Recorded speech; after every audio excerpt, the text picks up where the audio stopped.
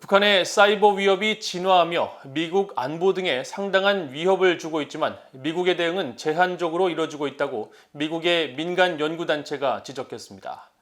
이 단체는 범정부 차원의 대응 전략을 수립하고 외교 조치와 군사력을 포함해 사이버 억제력을 강화할 수단을 적극 마련할 것을 제안했습니다. 박형주 기자가 보도합니다. 워싱턴의 민간단체인 헤리티지 재단은 3일 보고서를 통해 북한의 사이버 공격이 국제 제재를 훼손하고 미국과 동맹국, 국제금융체계 안보에 위협을 가하고 있지만 미국의 대응은 제한적 수준에 머물고 있다고 밝혔습니다. 보고서는 사이버 전술이 미국과 한국보다 열세인 재래식 군사력을 만회하기 위해 핵무기와 미사일 등을 개발하는 북한 정권의 비대칭 전략과 일치한다고 지적했습니다. 또 과거에는 북한이 무기 프로그램 개발과 정권 운영 자금 등을 위해 위조화폐나 아편 등 불법 약물 등을 생산 밀거래했다면 이제는 사이버 범죄를 활용한다고 설명했습니다.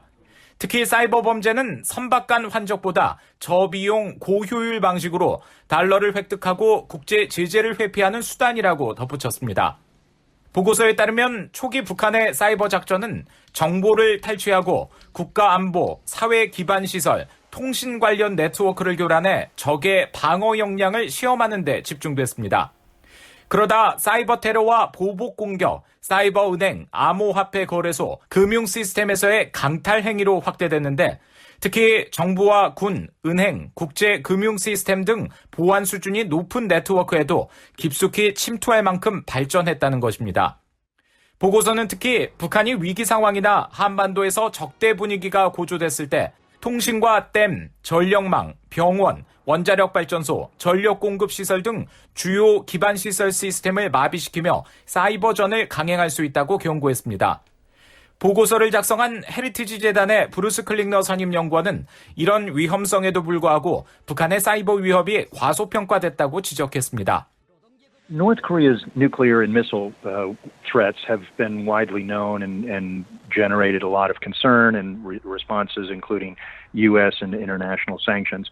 But the cyber capabilities have really been under the radar. They are hard to discern, indicate the origin of the cyber attacks in many cases. 보고서는 이어 미국은 그동안 북한 해커 등에 대해 제한된 조치만을 취해왔다고 지적하며 정부 차원의 단호한 대응을 주문했습니다. 정부 부처가는 물론 민간과 해외 파트너들이 공동 협력하는 포괄적 전략을 수립함으로써 국가 우선순위로 다루고 기존 관련법은 전면적으로 이행하고 필요한 추가 입법 행정 조치를 검토해야 한다는 겁니다. The U.S. has to look at not only the vulnerabilities, but also actions we can take in response to North Korean cyber attacks. We've sanctioned very few North Korean or other nations' entities for doing cyber attacks. 클링너 연구원은 또 외교적 조치와 협력 축소, 비자 제한, 금융 제재와 법적 조치, 군사적 행동 등 비사이버적 대응 요소도 강구해야 한다면서 이런 조치들이 취해진다면 사이버 억제력을 강화할 수 있을 것이라고 말했습니다. VOA 뉴스 박형주입니다.